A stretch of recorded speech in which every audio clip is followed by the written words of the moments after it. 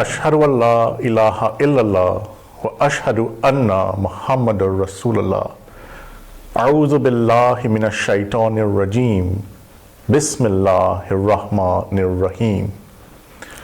Allah tadhiru waziratun wizra ukhra wa al-laysa lil insani illa masa'a.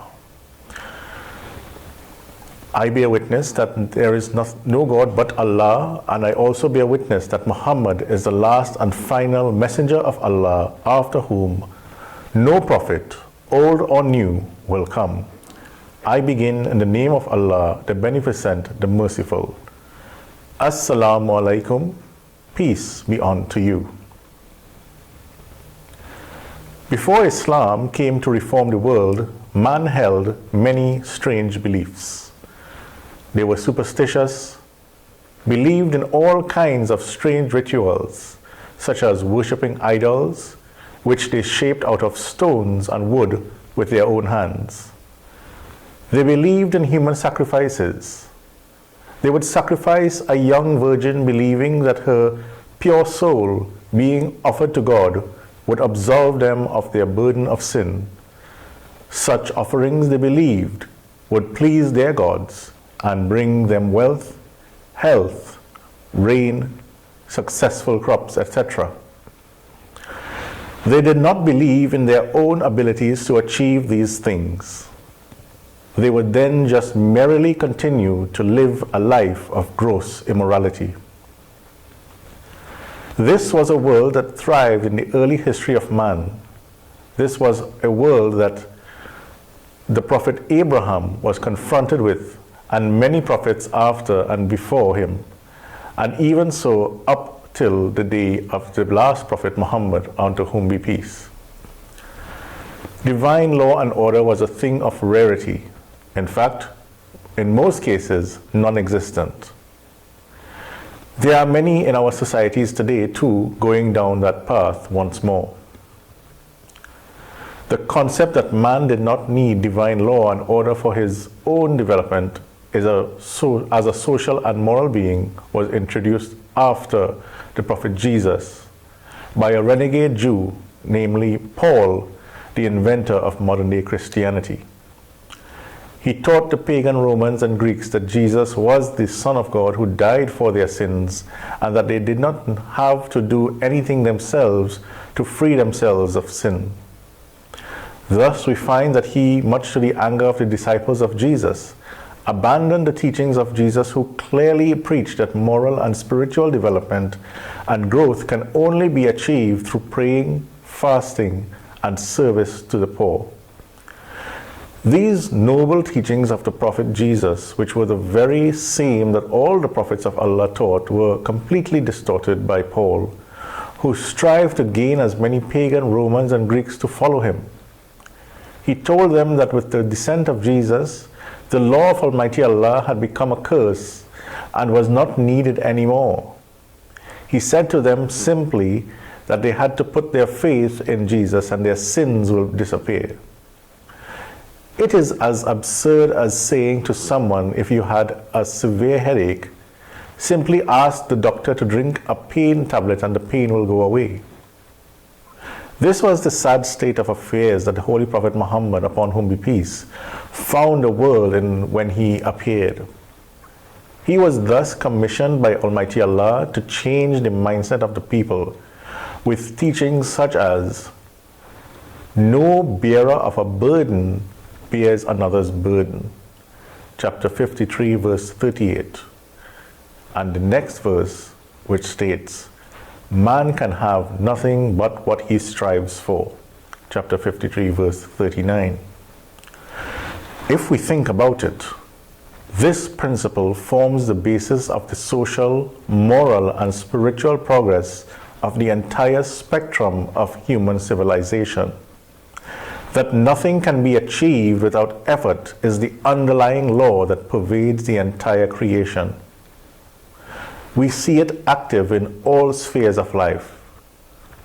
To reintroduce such teachings on the spiritual plane once more was the mission of our beloved Prophet.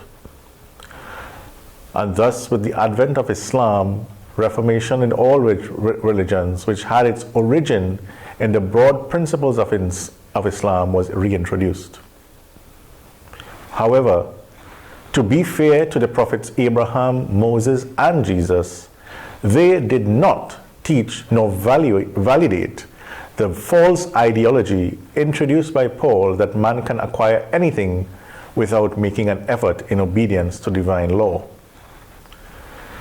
Islam has emphasized that it is human effort that is essential as the basis of any undertaking. It teaches that man cannot get closer to Almighty Allah by merely sitting down in an isolated place, far removed from the rest of society, counting rosary beads and repeatedly chanting His name. In this quest for universal reform, Islam's greatest contribution to civilization was getting rid of superstitions and meaningless, complex dogmas and replacing it with a very simple yet logical and rational set of principles that have proven over generations to be most efficacious to society as a whole. The religious apathy that opposed divine law that Pauline Christianity introduced led humanity to a spiritual swamp they are now finding extremely difficult to extricate themselves from. Their spiritual streams have stopped flowing. On the other hand, those Christians who still practice the teachings of Jesus to observe the commandments of Almighty Allah remain inspired and free of the clutches of spiritual degeneration entirely. As far as Islam is concerned, wherever a spiritual matter is mentioned in the Holy Quran, proof to support it is provided with evidence from the physical world. For example, we are told how divine revelation gives life to dead souls by means of an analogy of rain giving life to a dead earth. We are told to ponder and reflect on nature and the creation around us, and we will see Almighty Allah's attributes of Rabb, Rahman, and Rahim at work all around us. Thus, Muslims were taught from the beginning to be up and doing when the need arose to defend themselves and their values, even if it meant having to take up arms. Not to be passive even when the greatest odds were against them. In contrast, the story of the Israelites and Moses, although very similar to that of the Arabs under the Holy Prophet Muhammad, there is this significant difference. That is, we find that Moses rescues his nation from Pharaoh's bondage and reaches the sea. His followers, rather than making an effort to quickly move on to safety, they sit back and wait for Moses to pray for a safe passage for them to cross the sea. What happens next is that the enemy follows and is drowned in the sea, while the Israelites, without having to fight the enemy, gladly observe the end of their tormentors from the other side. The Holy Quran mentions this in chapter 2, verse 50, where it says, "So we saved you and drowned the people of Pharaoh while you saw." This happened because of Almighty Allah's mercy. But the question is, did it increase the faith of the Israelites? History shows the answer to this is an emphatic no. And that is because they had it the easy way. Regrettably, despite the so-called miracle of the receding waters, it did not make them a strong people of faith, even today. No sooner did this happen, and they turned against the teachings of Moses and started to worship a golden calf in his absence.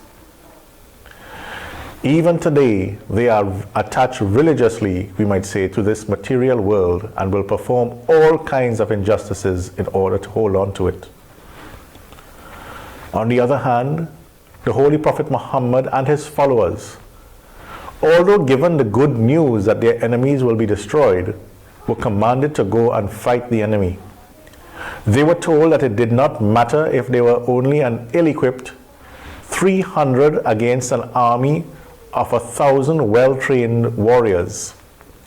They were told to fight in order to overcome the tyranny and oppression, simply because they said their Lord is Allah, the one and only true God of the heavens and the earth. History shows that in respect of numbers, strength and skill, the Muslims were no match for the enemy. This, of course, caused the Holy Prophet to the deepest anxiety. Retiring into a small hut set up for him, he prayed to Almighty Allah with tearful eyes, "O Allah, should thou suffer this small band of believers to perish this day, no one will be left on earth to worship thee and carry thy message to the world." Having made this prayer, he eventually came out of the hut with a smile on his face and loudly recited the Quranic verse revealed to him long before, from chapter 54, verse 45. "Soon shall the hosts, that is the enemy, be routed, and they will show their backs." We find this is exactly what happened at the Battle of Badr, when the small Muslim fighters sent the strong Meccan army fleeing. And again, we find that when later faced with an army of 10,000, the Holy Prophet and his followers dug a trench with their own hands and repelled the enemy after a sustained and difficult encounter. They were never promised a miraculous, extraordinary, and unusual event alone to save them without any effort on their behalf. The commandment was that they should put in their full effort, and that together with their steadfastness and reliance on Almighty Allah alone will bring about the miraculous. The lesson in this is that nothing good will happen to one by simply sitting around idly. One has to put in all the hard work and toil he is able to muster. Muslims made all the provisions for their safety while the disbelievers put in their full effort and might to destroy them. In the end, divine aid did come, and they proved to be victorious over mighty armies in every encounter. These are hard facts and that still marvel historians from all societies from across the world. Therefore, from this, we learn that when things are made too easy for us, we become lax and lazy.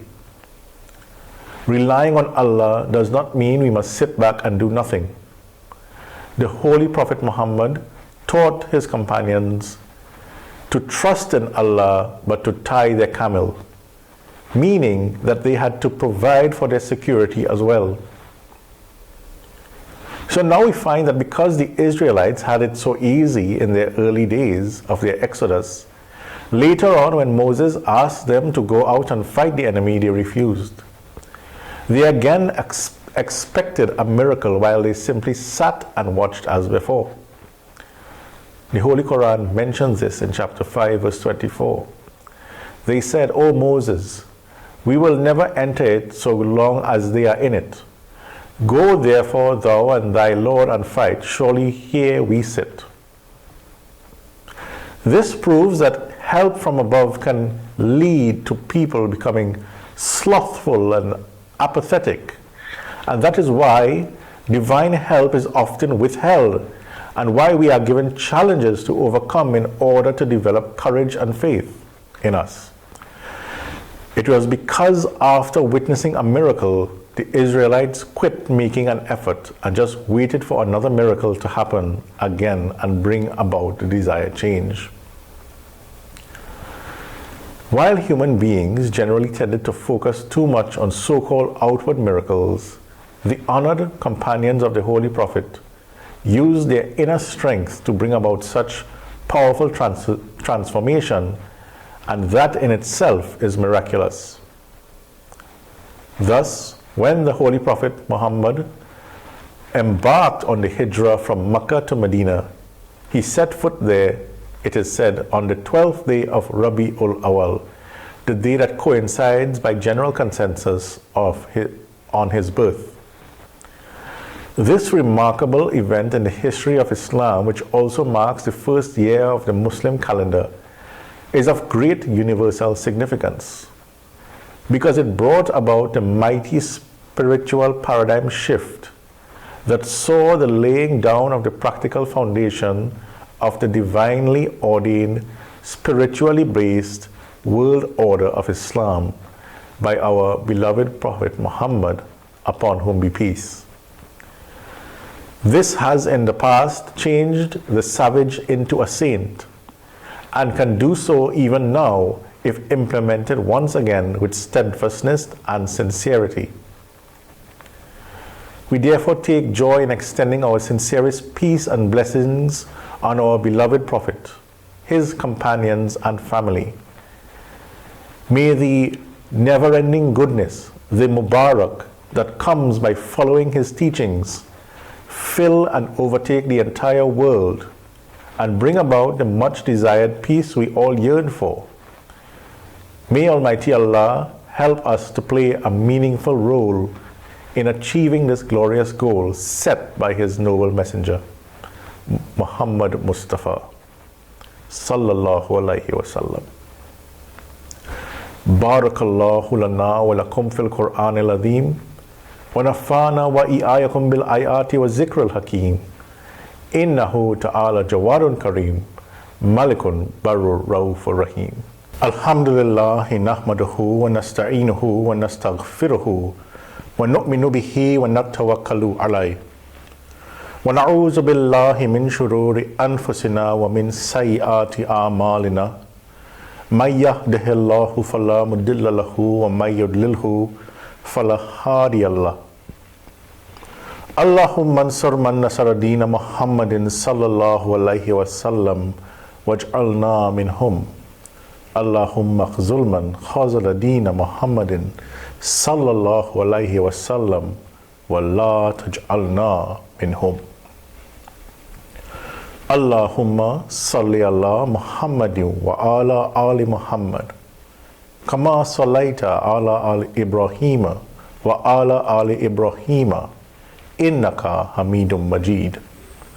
Allahumma barik ala Muhammadin wa ala ali Muhammad kama barakta ala Ibrahima wa ala ali Ibrahima innaka Hamidum Majid. Inna Allaha ya'muru bil adli wa isani wa itai zil qurba wa yanha 'anil fahsha'i wal munkari wal baghi ya'izukum la'allakum tadhakkarun. Ibadallahi uzkurullaha yazkurukum wa'da'u yastajib lakum wa la dhikrullahi akbar. Assalamu alaikum. Peace be unto you.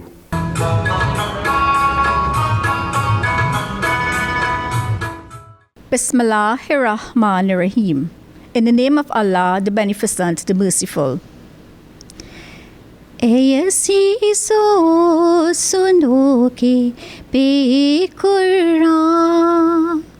हक मिलता नहीं कभी इंसान.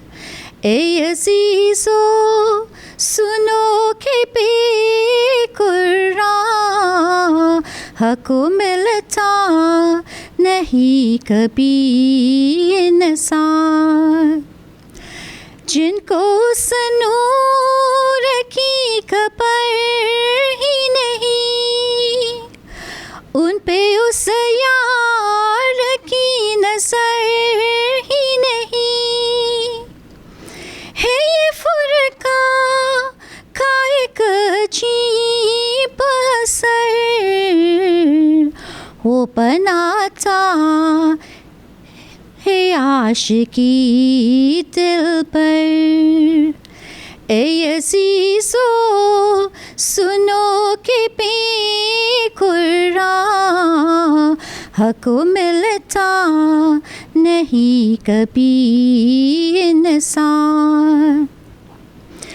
दिल में हर वक्त नूर बढ़ता है माफ करता है, उसके और साफ क्या करूँ मैं बयां, वो तो देता है जाको और एक जान। ए अज़ीज़ो सुनो कि बेकुरान हक मिलता नहीं कभी इंसान। वो तो चमका है नेरे अकबर, उसे नकार हो सके क्यों कर। पहरे हिकमत है वो कलाम तमाम, इश्क़ हक का पिला रहा है जाम। वो हमें दिल सीता तलक लाया, उसके पाने से यार को पाया। ए अज़ीज़ो सुनो के बेकुरान हक मिलता नहीं कभी इंसान। ए अज़ीज़ो सुनो के बेकुरान हक मिलता नहीं कभी इंसान, हक मिलता नहीं कभी इंसान। Translation. Listen, O my dear ones, without the Quran, a man can never find God. Those who are not aware of this light of the Quran cannot have their beloved set his eyes on them. A marvelous quality of the Quran is that it makes one a lover of the beloved God. It fills the heart all the time with light and cleanses the breast of all impurities. How can I describe the qualities of the Quran? It surely imparts a new life to life. It shines like a great sun. How can one deny its radiance? All its revelation is like the sea of wisdom. It constantly offers the cup of divine love to the seeker. The Quran has brought us right to the threshold of the sweetheart. We found our beloved when we found the Quran. Ameen. Assalamu alaikum. Bismillahir Rahmanir Rahim. In the name of Allah, the Beneficent, the Merciful. खुदाया अज़मते सलाम के सामान पैदा कर, मुसलमानों में अपना इश्क है रहमान पैदा कर। मिटा बातिल जहाँ से मिल लते हक का बचे दंका, दिले मुर्दा में मुस्लिम के कुदाया जान पैदा कर। मुसलमान गए गया रमे मुद्दत से है मौला, हमारे फत नुसरत का कोई सामान पैदा कर।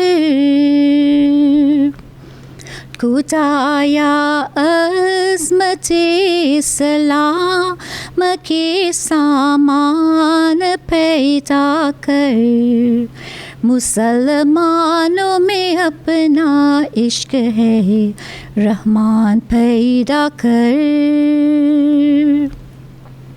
चले नक्शे कफ़ी पाए नबी पर जिंदगी पर हम, हमारे कल बोतल में जज़्बे ईमान पैदा कर। न हो मायूस तुए यार अपने रब की रहमत से, मगर दिल में सरासर को सफा की शान पैदा कर खुदाया अज़्मते इस्लाम के सामान पैदा कर मुसलमानों में अपना इश्क है रहमान पैदा कर मुसलमानों में अपना इश्क है रहमान पैदा कर मुसलमानों में अपना इश्क है रहमान पैदा कर Translation. O Allah, create for us the conditions of the glory of Islam. Create your love in the hearts of Muslims, O the Merciful One. Let falsehood perish from the world and let the community of the righteous reign. O Lord, create a new life in the dead hearts of Muslims. Muslims have been surrounded by their foes for a long time, our Lord. Make some arrangements for our victory and success. May we walk in the footsteps of the Holy Prophet all our lives. Fill our minds and hearts with the love of faith. O friend, despair not the mercy of your Lord, but put in your heart the lustre of truthfulness and piety. Ameen. Assalamu alaikum. This program was sponsored by Central Precision Engineering Rebuilders Limited of 82 to 84 Guaracara Tabakiti Road, Gasparillo, specializing in machine shop works and heavy-duty engine rebuilding with decades of experience. Suppliers of heavy-duty engine parts, Donaldson filters, and sole authorized dealer for Perkins diesel engines in Trinidad and Tobago.